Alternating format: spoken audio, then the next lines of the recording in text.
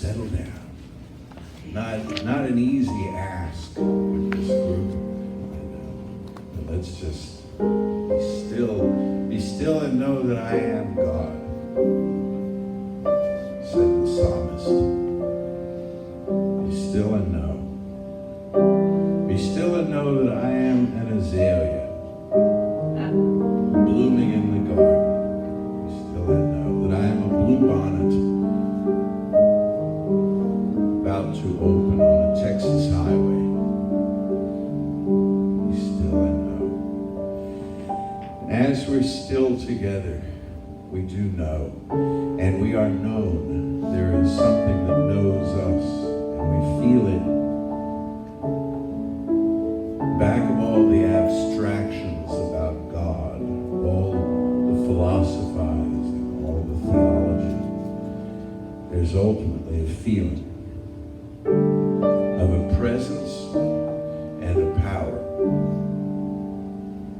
that is infinite and also intimate at the same time.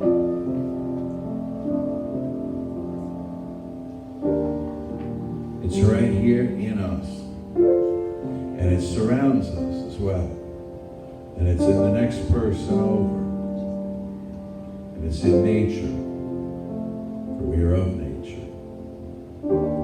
It's in our hopes and dreams, it's in our fears, our suffering, our longing, our enthusiasm, our feasting, our fasting. It encompasses all space, all time. There is one life, and that life is spirit. And that life is our life right now. For it is all life right now. And we've come here to this place today to have a certain experience together of that life, happening by means of us. We don't know exactly what this experience will be because we are in the process of having it, or what our takeaway will be as we go forward from this place and out into the rest of our Sunday and the week that stretches ahead. But we do know this: wherever we go, we are in spirit. And every moment we're learning more about ourselves as the co-creative entities that we are. More about our motivations, our ambitions, our intentions, what makes us tick. We're learning more. And once it's learned, it's never forgotten. But built upon going forward. For that purpose. And others as well. Like just to be in each other's sweet company. We have formed this circle on this day. So I invite you to be with your process, your thoughts, your feelings, swimming around within you, whatever these may be, as we rest together for a few moments in the beauty of this music.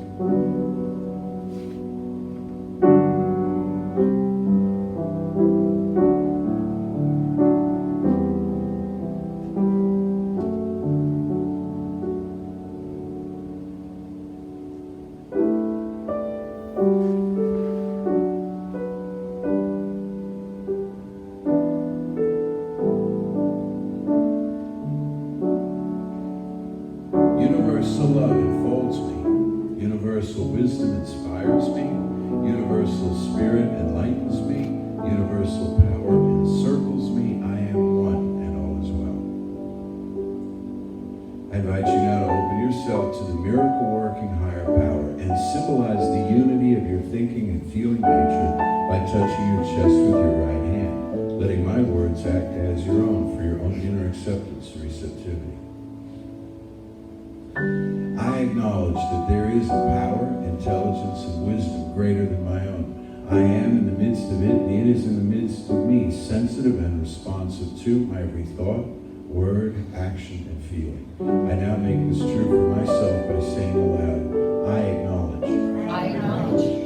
Acknowledging this higher power working through my life, I admit that I am personally responsible for solving my own problems, while being guided and assisted by something greater than myself. As I become ready to surrender the conflicts of my ego to the wisdom of this infinite presence, I simply speak these words: I surrender. I surrender.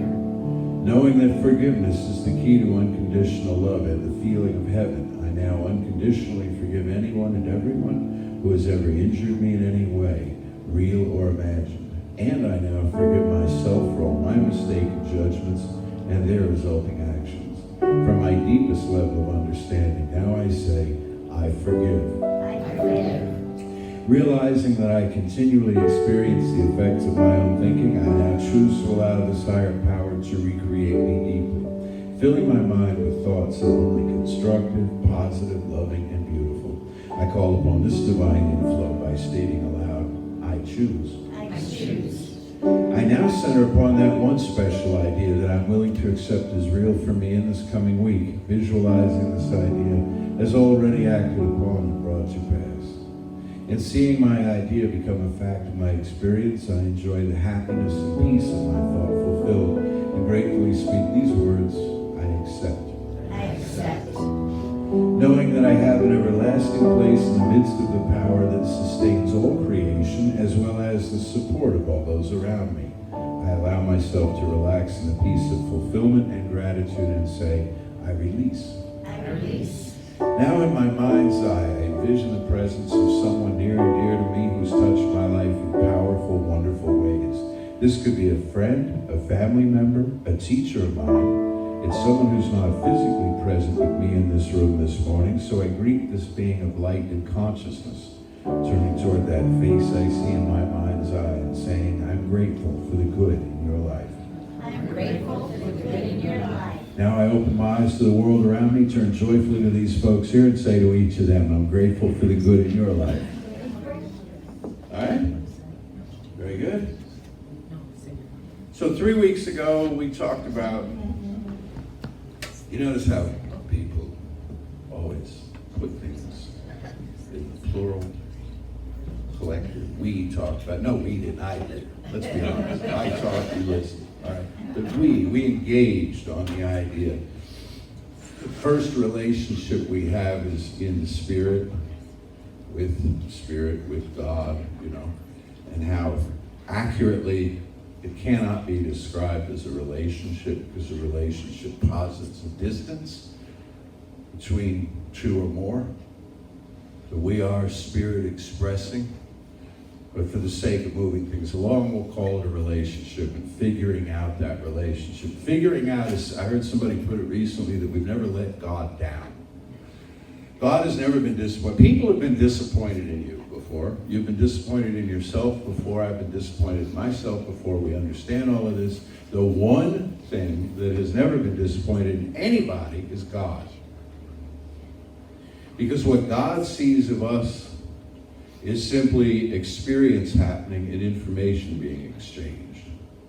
If we live up to our ideals, we create great things, that's wonderful for us and society and the people that care about us, but for the whole overarching reality, it has never seen anything lacking, it's never seen anything wrong, it's never even seen anything improvable, shall we say. It just sees it as I am. It just sees it as I am. And I said those weeks ago that it seems to me that it would be useful for us to step out of the circle of time, to step out of the circle of material cause and effects and consciousness periodically and go to the place where nothing has ever been wrong. To go to that source and just be in that source. And we're not going to linger there in that consciousness all that long, because there's stuff to do.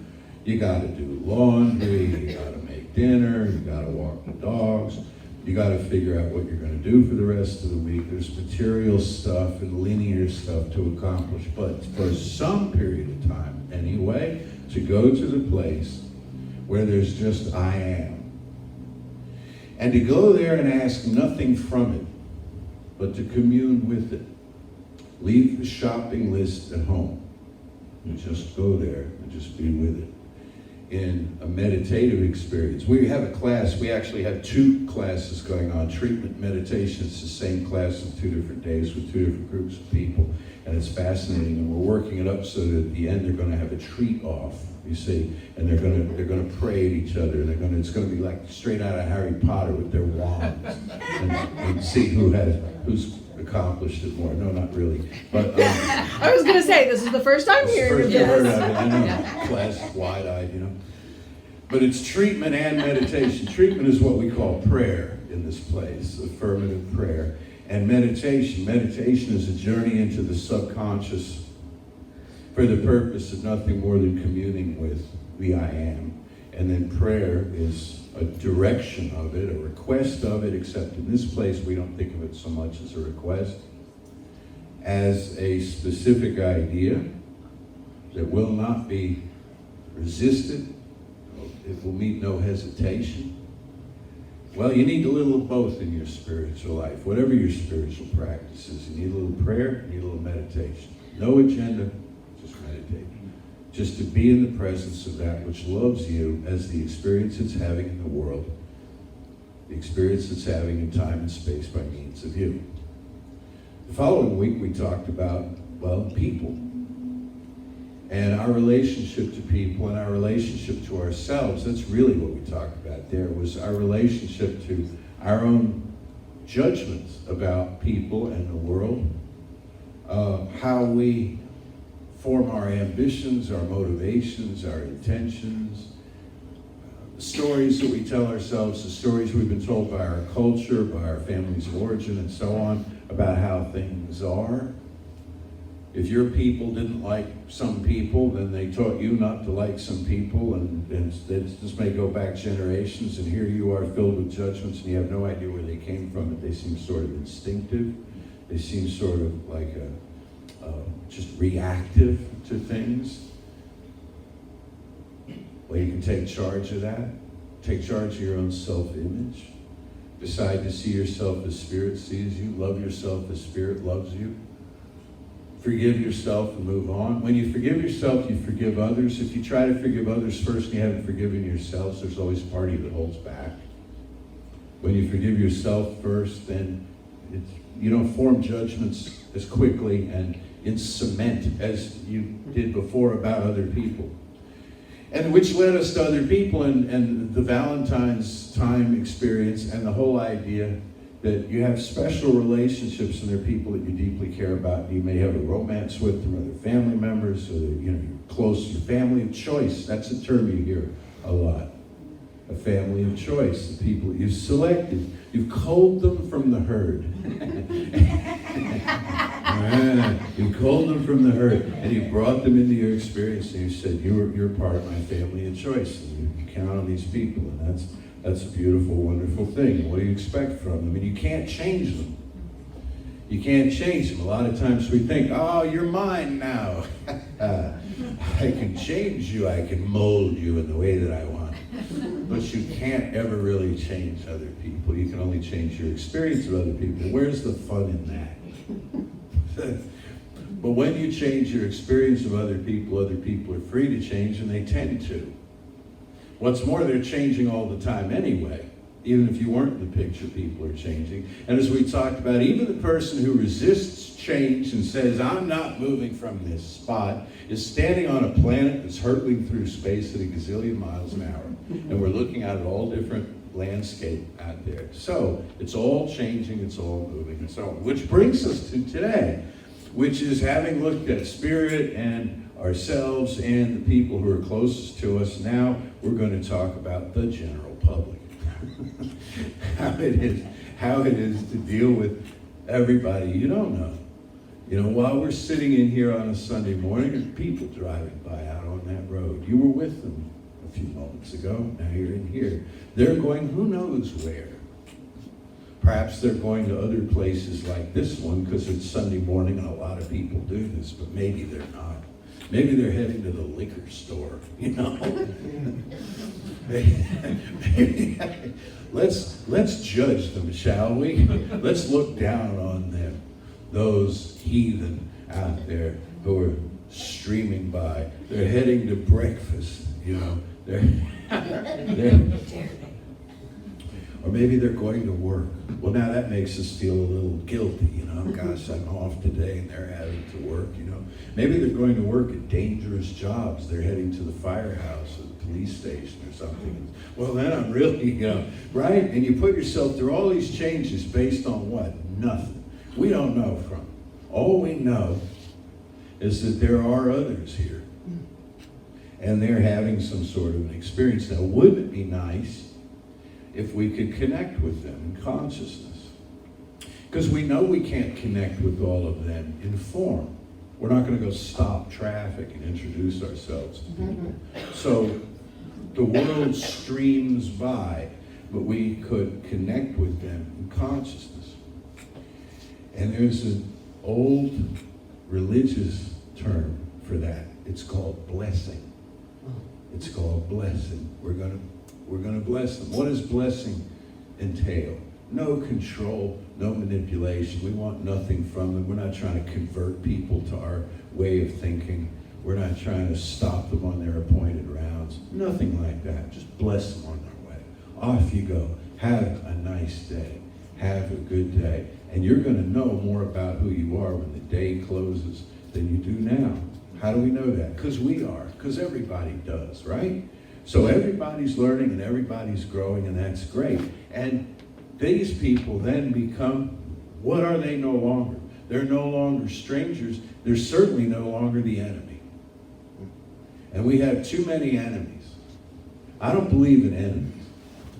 All there are people off whom we bounce our own unhealed issues.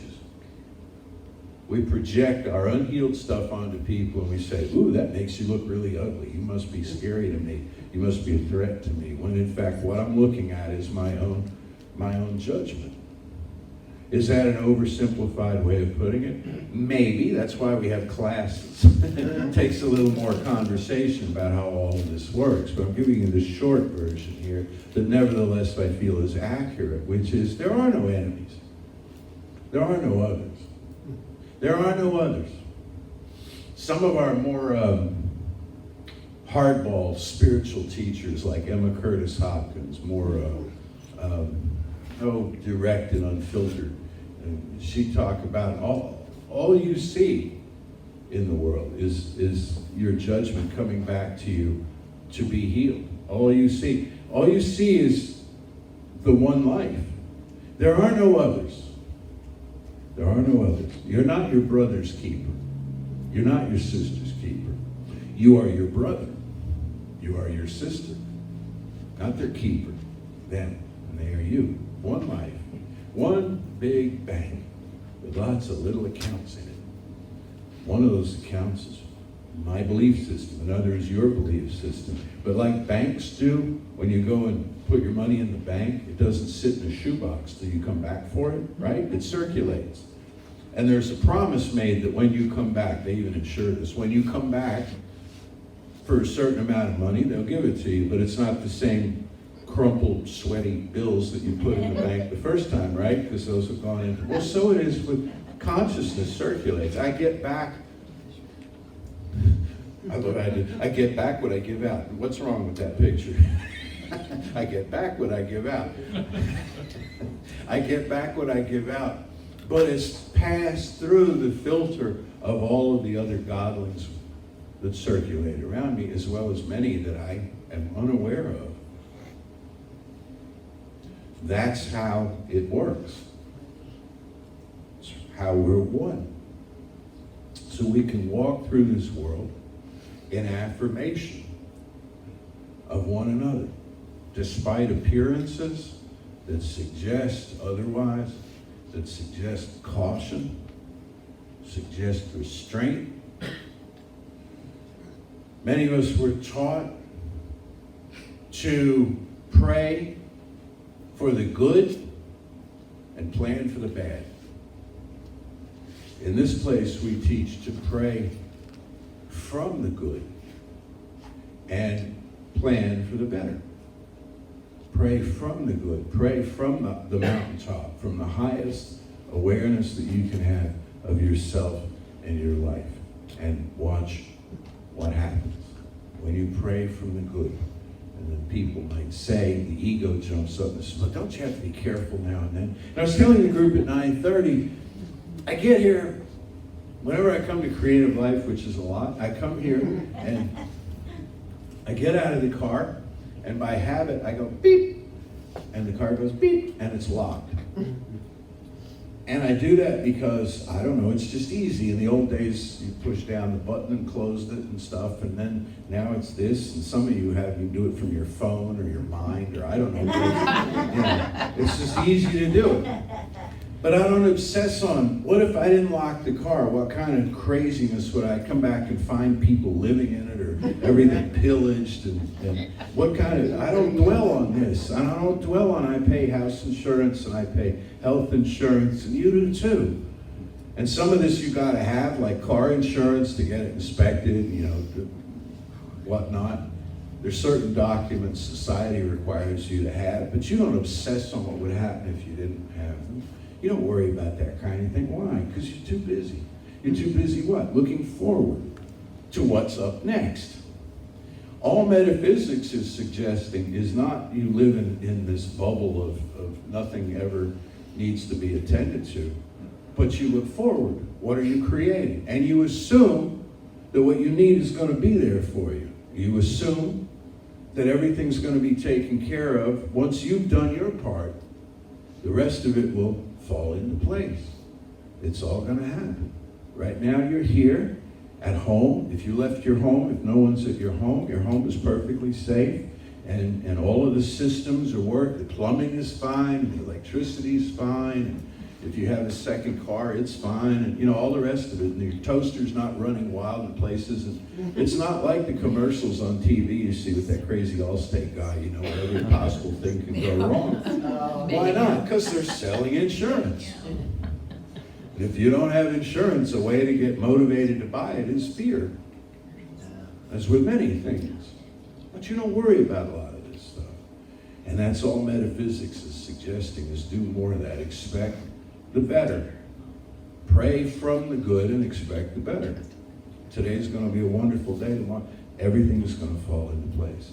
And watch what happens. And suddenly you're surrounded by answers instead of questions. There's so much problems, chronic problems and stuff. You're surrounded by answers, and you're surrounded by people who reach out to help you. And that brings me to a story that will take up the rest of the 2 hours and 45 minutes that I have here to speak. And I've told this story before, but it's been a while. And those of you that have heard it before will please be polite enough to just sit through it. It'll do you no harm. It has to do with Mardi Gras. And in this teaching, we don't have our own holidays. We tried to create Ernest Holmes Day. We sort of do that the third Sunday of January, except when we forget. Because he wasn't a big flashy guy who wanted a day. He had his portrait painted. He was mortified about that. So we glom onto everybody else's holidays. You see the emblems of these different world religions here. We take their feast days. Their fast days not so much, but their feast days. Because they have food. Good quality food. And Mardi Gras, which is in many minds just a time of bacchanalia and orgiastic craziness leading up to the threshold of Lent.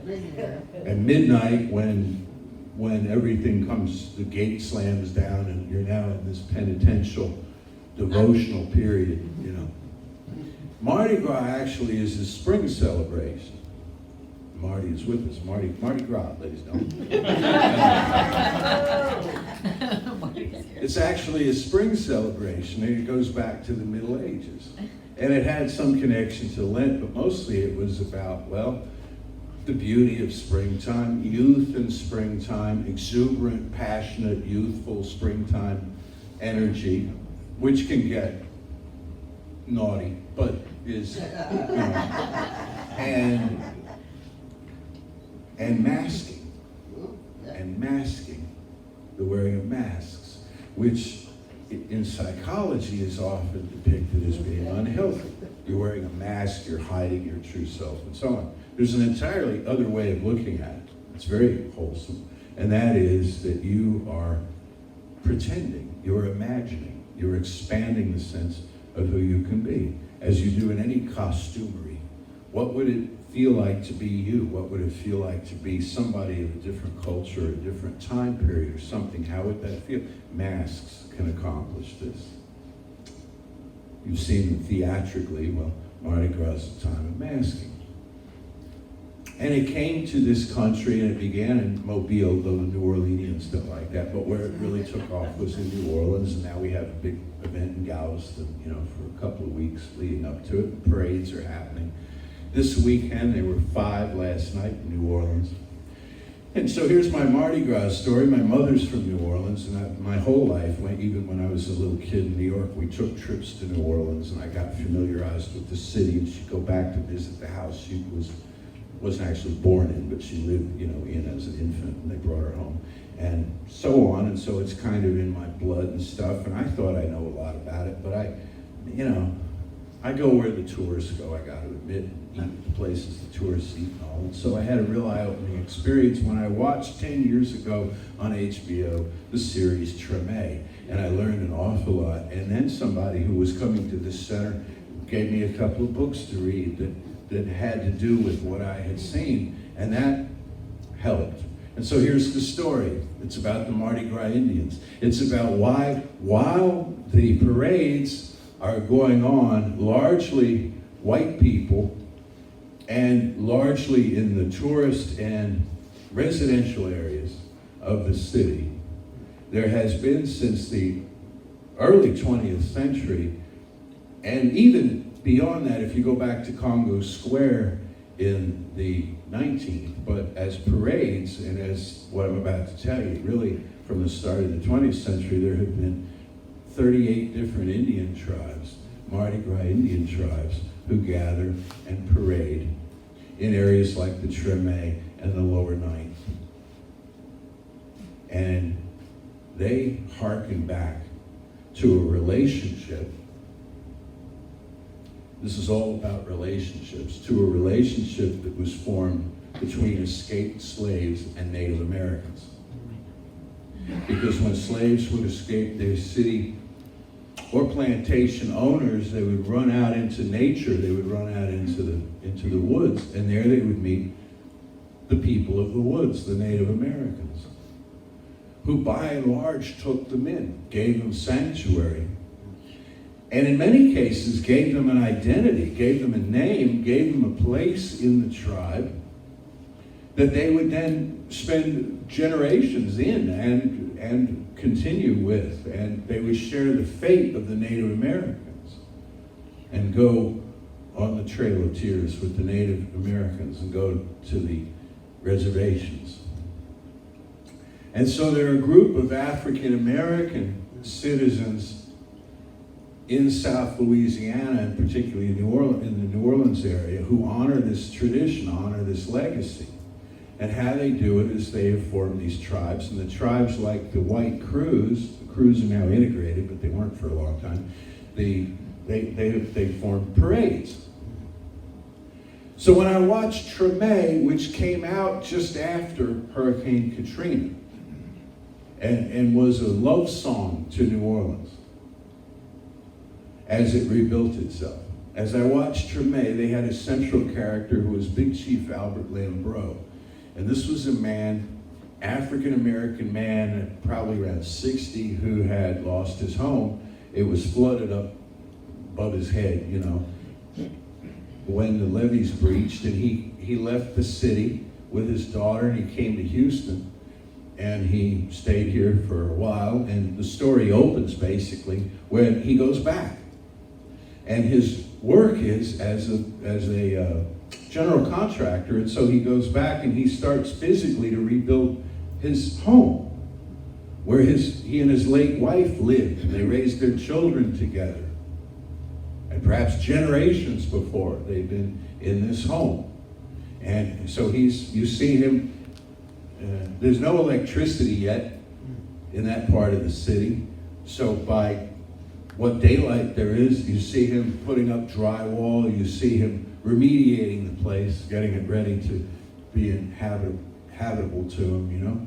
And he works all day, and then night comes, and he's got a battery-powered lamp, and he sits there with a jeweler's loupe in his eye, and he sits there sewing. And he sews into the night. What is he sewing? He's sewing beadwork. He's sewing beadwork onto a costume. This guy has 1,000 things he could be doing. More, we would say, useful, practical, but he's making a costume. He's making a costume because he is committed that next Mardi Gras, his tribe is going to march. And as the story unfolds, members of that group who fled to Atlanta or Dallas or Memphis, they're back now. They're coming back to inspect their homes and to try to pick up their lives where they left off in the city of their ancestry. And they find him at work on his costume. And he says, you better get to work on yours. Because we've got a parade to put on. Oh, you're crazy. There's no way we can do this. We have every reason not to. And he says, yeah, we have one reason too. This is who we are. This is not what we do. This is not what we choose to do or not do. This is who we are. This is who we are. So we will do this. And it's the story is very complicated, a lot of characters, and they all kind of intermingle in each other's lives, you know. But as the story unfolds, you see this group getting closer and closer and closer to Mardi Gras. Mardi Gras comes toward the end of the series. And at dawn on a Saturday, it would be yesterday, in terms of this year's Mardi Gras, which is this Tuesday, at dawn on Saturday, the big chief comes down the 3 steps out of his house, wearing this enormous costume, wings like an angel, huge, beautiful headdress, the whole thing covered in beadwork and feathers and fabric that he has stitched together, every last piece himself. No one helped. No one could. It's what you do when you're the big chief. And his wild man, who's his lieutenant, is his sort of bodyguard and military general, you know, for the chief. Same, finished his, and his spy boy. And the spy boy is the young person that you send out to check on what the other tribes are doing. So they run around the corner and they look in, and everybody's doing this, you know. Well, the big chief comes out with his wild man and his spy boy, and 6 or 8 or 10 other members of the tribe join him. And people in the neighborhood, they've been rousted out and bang, get up, time to go. It's Mardi Gras, it's carnival, come on out. And these people, they come out into the street behind the parade, and they follow, and they've got drums and noisemakers and kazoos and trumpets and, you know, brass stuff, and there they go down the street. Where are they going? What's their path? Well, the big chief sets the direction. He tells them this is where we're going to go, and it's new every year, you know. And so off they go, and this wonderful, noisy, beautiful parade, and they turn a corner on a certain street, and here comes another big chief with his parade. Might have been the wild magnolias or the wild chapatulas. The wild chapatulas are the ones that George Landry, big chief, this is history now, big chief George Landry brought them back. They had languished for a while, and he brought them back. And he had 3 little nephews who stood and watched the parade as little kids and got into the music of it. And they were the Neville brothers. Wow. All right? Well, the wild chapatulas, they're the best known of the tribe. So maybe that's who this is, you know. But they turn a corner, and here's this other tribe coming toward them. And there's a ritual and almost choreographed response when the tribes meet. The big chief is counseled by his wild man, this could be trouble, right? And so they bow up, and there's a lot of, chest beating, this kind of thing.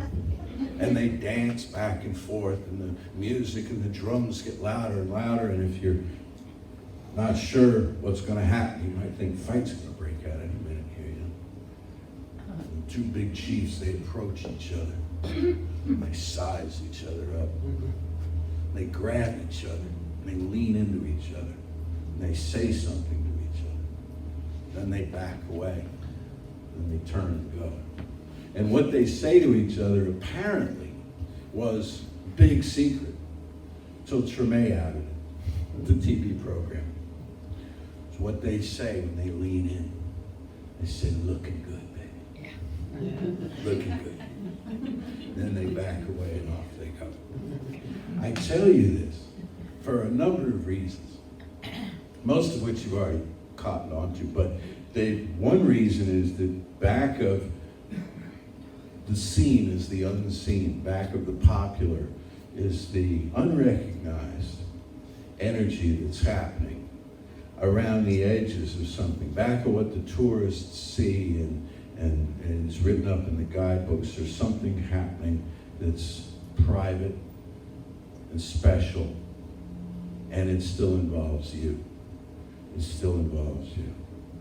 And then on a more basic psychological note, stuff comes at you and it looks threatening. It looks like this could be trouble. Whoa, this is different. I've never seen this before. This may want my territory. This may want my turf. I may be squeezed out of my good here. I may lose something I have or not get something I need because of this incoming experience. But if I'm open to it, it'll lean into me and it'll say, looking good. Looking good. That's how this world can work. I may not understand you and the choices that you make and the way that your life has worked out, but I can sure admire you. I can just step back and look at you. That's pretty amazing. That right there is pretty amazing. Would I want that?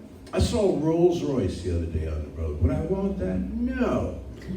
No. Get dinged up in the parking lot. It's the sort of thing. It's real ostentatious. But man, can I admire one? I am good at that. I can't even see past the end of the hood, but I can sure admire the thing because it's a beautiful work of art. And they have spent time crafting every little bit of it. Well, I can be that. If I can be that way with cars, I can be that way with people. Trust life. Trust life. Trust one another. And you'll find that you live in a circle of friends. That people are waiting to be your friend. People are waiting to share with you the essence of who they are. And suddenly it begins to look a lot like heaven. It's not just the neighborhood, and it's not just the rituals and traditions that we're used to going through. It's a truly transcendental experience of bliss. So I invite you to know now there is one life, one power, one presence.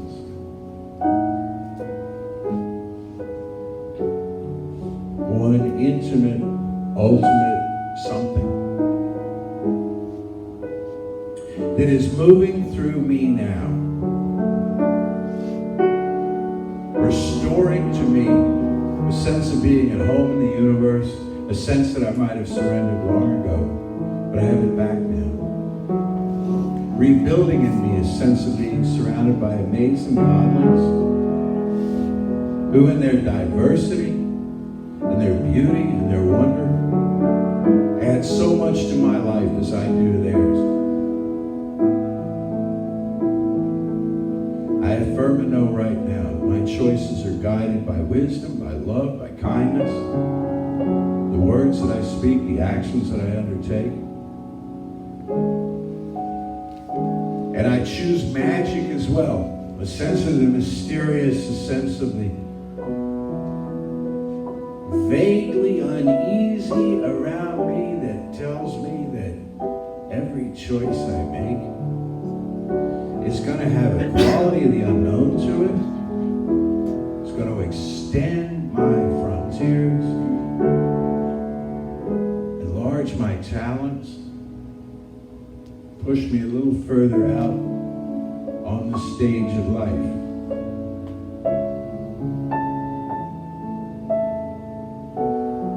trust life, and my arena is constantly larger. The opportunity that I have to be a difference in this world, constantly expanding. I am so grateful for this experience of being alive at this time on this planet with these, my fellow godlings, who are in fact me. Another facet, another side of me that I explore, discover, and enjoy. For this knowing, gratitude abounds, and I release it now into that one life I know as my Father, Mother, God. And I let it be so, and so it is. So it is.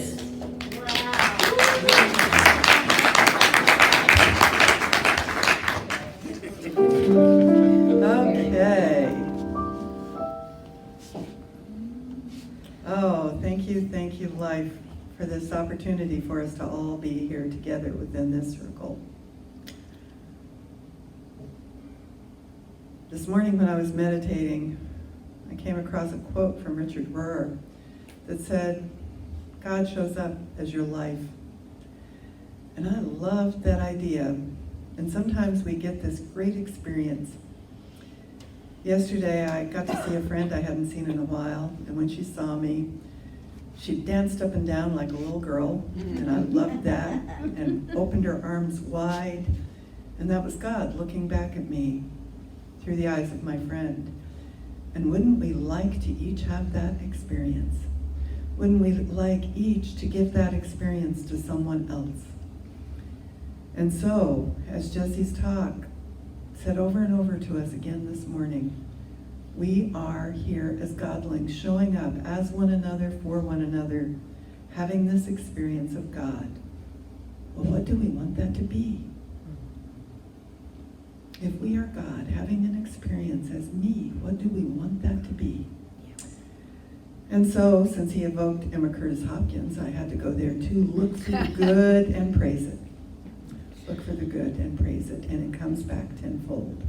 We know that it does.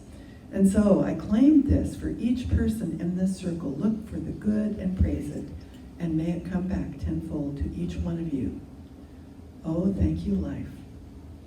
I release my word into the infinite, calling it good and calling it done. And so it is. And so it is. Yes. Say with me now, something wonderful is happening through me. Something wonderful is happening through me. It's happening. I feel it in my body. I feel it in my body. I feel it in my mind. I feel it in my mind. I feel it in everything I am. I feel it in everything I am. I choose it. I choose it. I trust it. I trust it. use it. I use it. love it. And I love it.